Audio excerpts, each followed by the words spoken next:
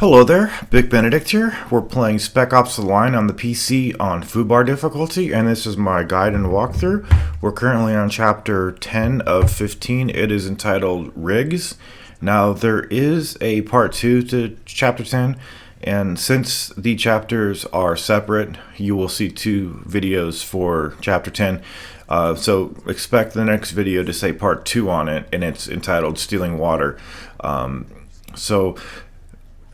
This footage that you're seeing now is captured from a fresh restart, going from chapter select. So it is going to be a very easy video to follow along with, since you could just start from the chapter select and get going for yourself in.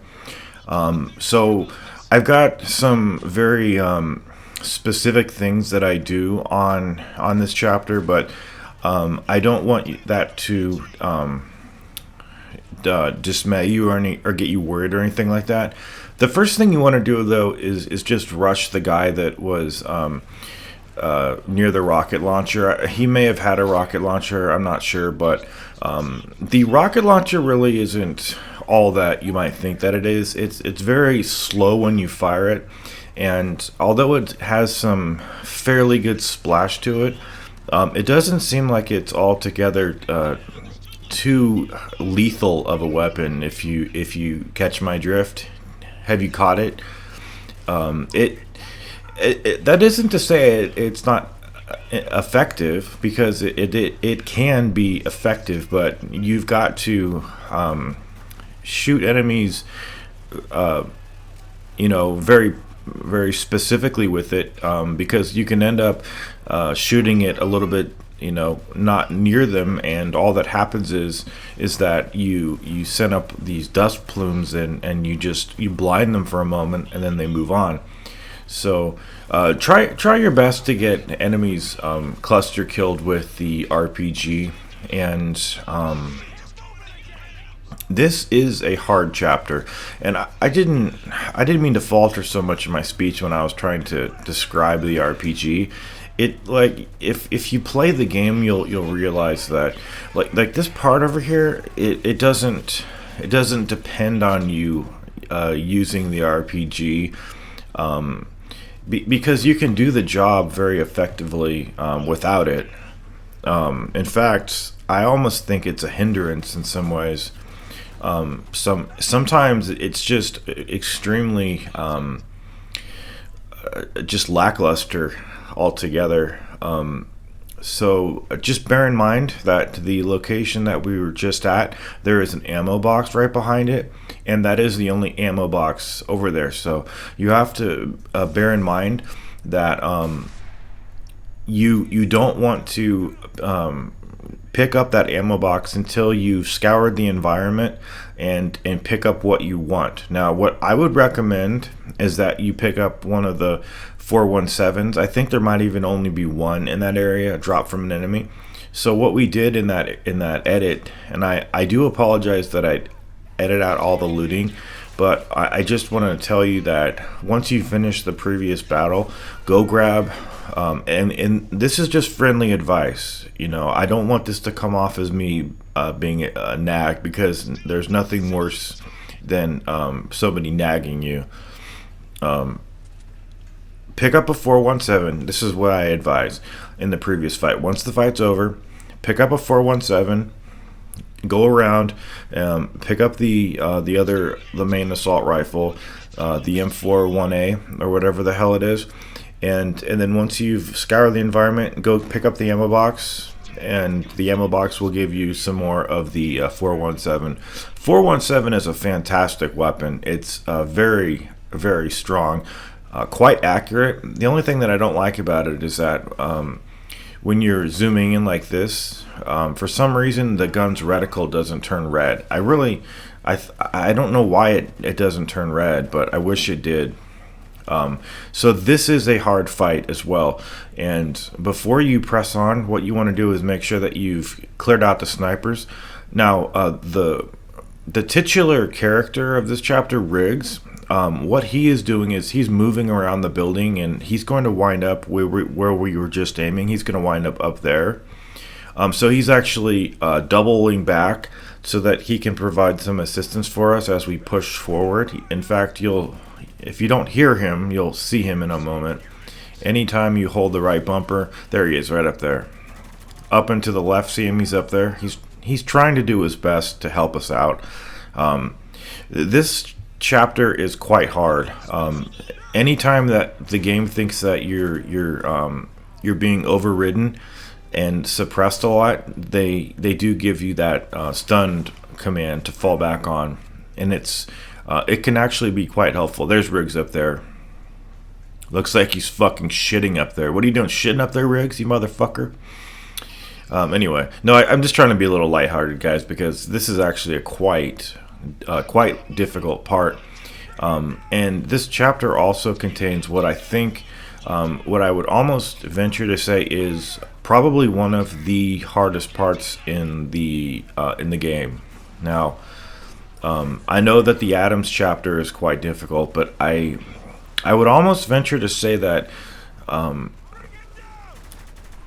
if you go into the fight that I'm thinking of with less than desirable weapons, let's say, it's an extremely hard situation to win. Now, there is a heavy over here, and these damned heavies have a lot of HP.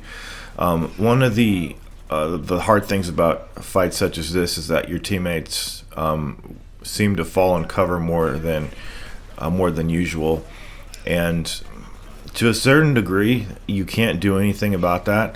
However, if you're very proactive and very quick to assess threats and eliminate threats, you will find your teammates falling in combat less, especially if you don't assign them targets. Because you can assign your squad mates targets that are, extremely far distances away, and they will do your bidding. That's what their job is. And you see what this is right here? I've cleared an entire fight, and yet I still have to heal my teammates. I don't like that.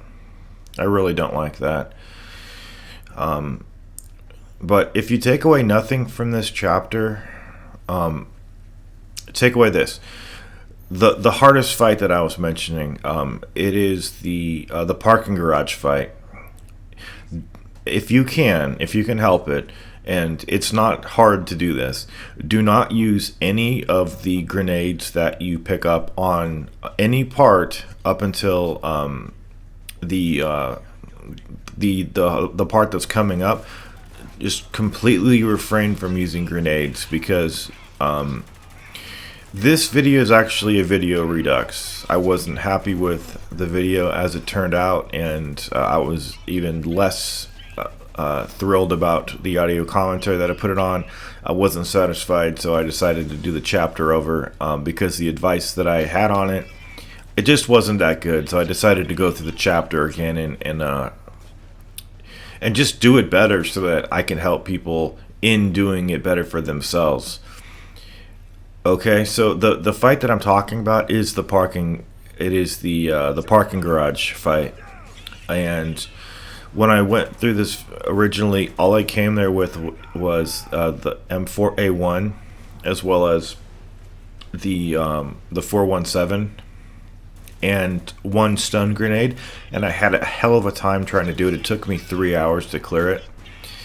And then when I did this video to redux the video, I came there with all of the frag grenades that you can pick up.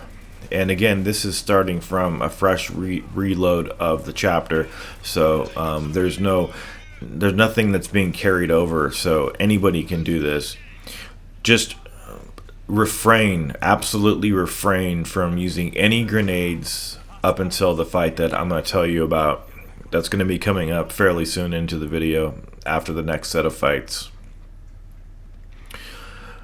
Because the parking garage fight is extremely difficult, and I've always had a problem doing it, and you never know how things are going to go down when you don't expect any trouble, when you're just going along minding your own business, and then all of a sudden a game starts owning you up pretty badly. So yeah, I was just frivolously using grenades on this part over here too, which is not recommended at all. This part is extremely easy.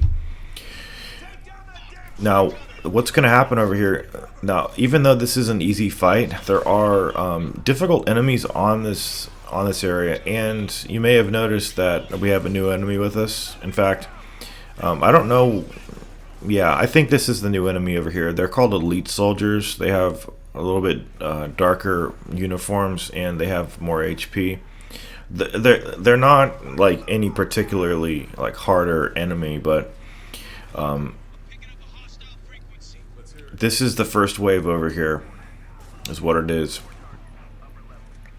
But I'm telling you, just don't use any grenades on any fight leading up to the next fight that's after this checkpoint over here.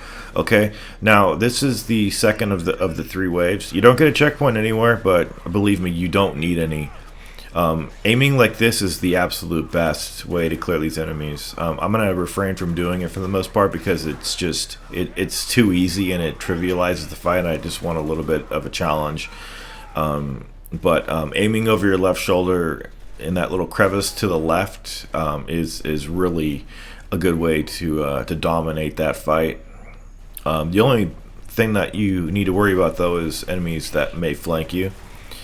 Now, for the moment, I'm going to be picking up the P90 over here, but I am definitely going to be switching out. So, what I would recommend, again, and the main reason I'm stressing it so much is because there are always people that come along on the videos and say, well, I don't have what you have.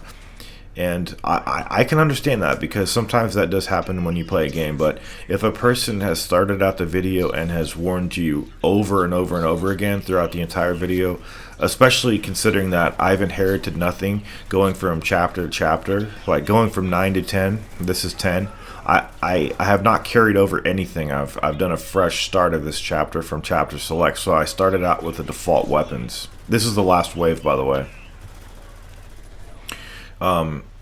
You know, it can just kind of be frustrating when you repeatedly are telling people something and, you know, they're still saying that they don't have what you have. And, you know, I don't want to have to hold back with what I'm doing over here because I have to worry about somebody, you know, in the future coming along and complaining that they don't have what I have. So the next fight that's coming up, you don't want to have used any grenades. If you have, it's okay. You know, I have done this with just one stun grenade and with the weapons I have now, but you know, why not put yourself in an advantageous position if you can. This is the hard fight right over here. So the first threat is him over here. Now there are different ways that this fight can be handled.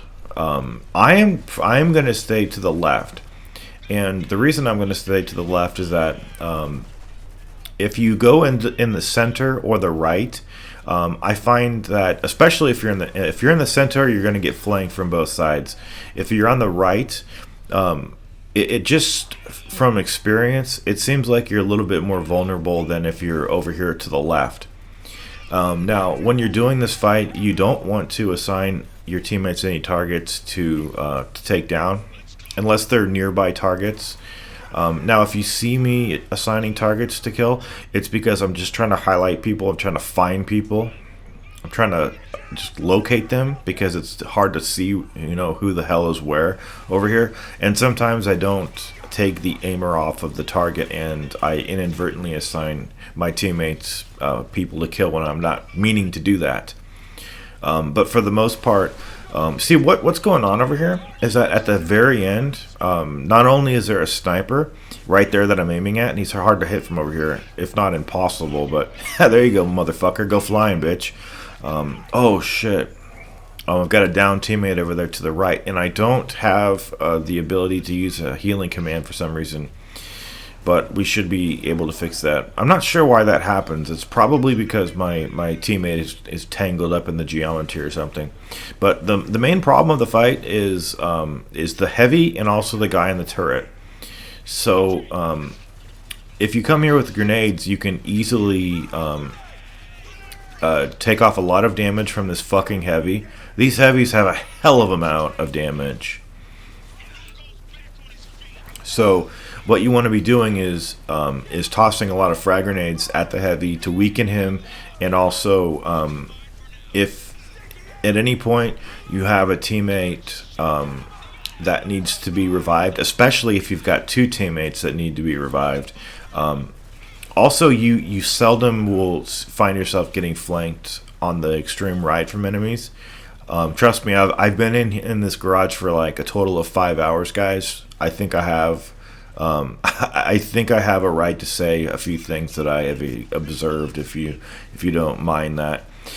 But so once the goddamn heavy is taken out of the equation, the hard thing about getting to the end and getting that fabled checkpoint is that not only is there a sniper in the toll booth, but there is a Hummer at the end of this garage with a turret mounted onto it. So the issue is we've got to clear up these last stragglers, which isn't hard, just clearing them.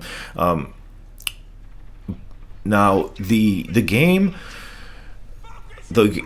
wants you, it tells you that there are vents over here with sand drifting out of them, and somehow that's going to save you. But I've never been able to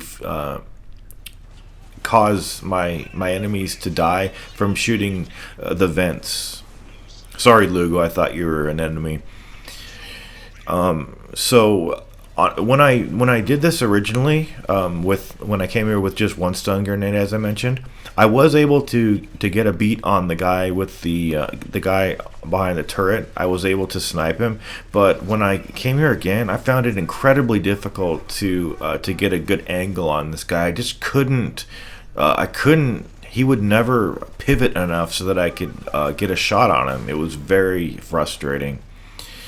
So what I would recommend is to get as close as you possibly can and throw anything. Just throw anything that you've got. Not a stun grenade, but any frag or any sticky grenade, and that will damage that enough so that you can get your checkpoint and not have to worry about aiming at the sniper. So get as close as you possibly can and throw an explosive projectile. Okay, so now we've done the hard section, and we basically are just going to be cruising to the end.